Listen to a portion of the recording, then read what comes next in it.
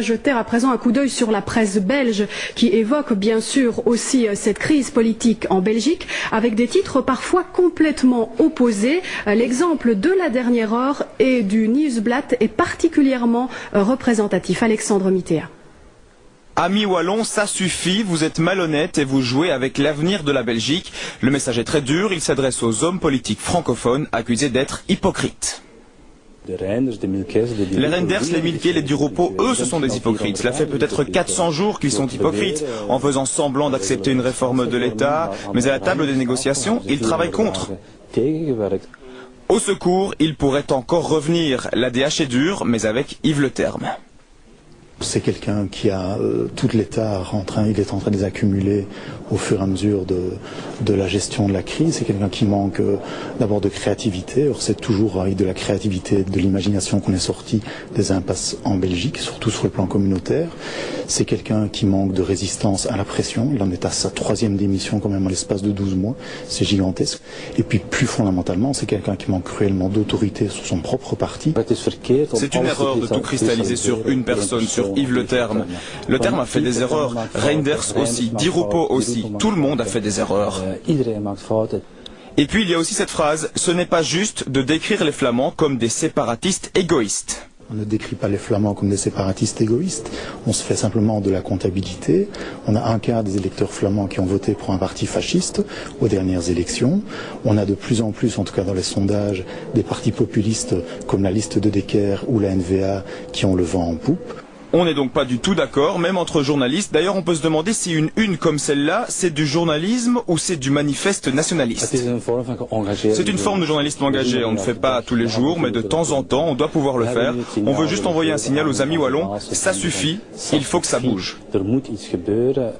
Pas sûr que le message soit bien passé de l'autre côté de la frontière linguistique. Voilà donc des titres assez représentatifs, on le disait. On a finalement un peu l'impression, Jean Quatremer, que maintenant il y a une espèce de surenchère, de provocation d'un côté comme de l'autre. Oui, absolument. Et surtout, on se demande encore ce que les deux parties du pays ont à faire ensemble. Clairement, pour la presse internationale, pour les observateurs internationaux, la Belgique est un pays en voie d'évaporation. Et dans l'éditorial de votre journal, d'ailleurs, les propos sont durs. On parle de mauvaises blagues, de nations malades. Oui, absolument. Parce que c'est pas une nation, c'est bien le problème. C'est un État dans lequel il y a deux nations et une nation, je dirais, est née au nord et veut se transformer en État. Le problème aujourd'hui, je pense que le problème fondamental, c'est que les francophones croient qu'il y a quelque chose à négocier.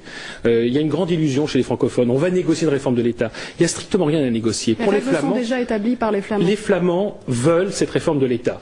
Donc aujourd'hui, je pense que les francophones n'ont qu'une chose à faire, c'est signer en bas de la feuille que leur présentent les Flamands. Rien n'est négociable. Donc la seule chose que peuvent faire aujourd'hui les francophones, quand on observe cela d'extérieur, c'est d'accélérer le calendrier.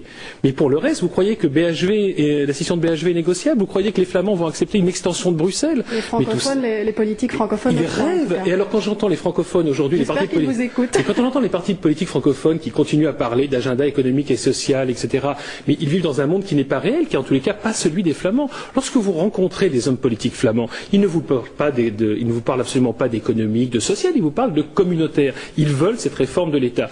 Et en plus, je ne suis pas du tout certain que ça ne soit pas dans l'intérêt des francophones, pour le coup, car les francophones feraient peut-être bien enfin de se prendre en main pour sortir la Wallonie et Bruxelles, mais Bruxelles dans une moindre mesure, mais surtout la Wallonie, du marasme économique dans lequel se trouve cette région. Et ça fait quand même 25 ans que ça dure, et on peut comprendre que les Flamands soient un peu lassés aujourd'hui. Une chose encore, mais très rapidement, cette fois, certains parlent, surtout le 14 juillet, de rattachement à la France. Ça vous inspire quoi en quelques mots, très rapidement? Très rapidement, je dirais que c'est pas hasard, peut-être si le Terme a démissionné à 14 juillet, et si le 21 juillet dernier, il chantait la Marseillaise, il y a peut-être quelque chose de freudien là-dedans, non?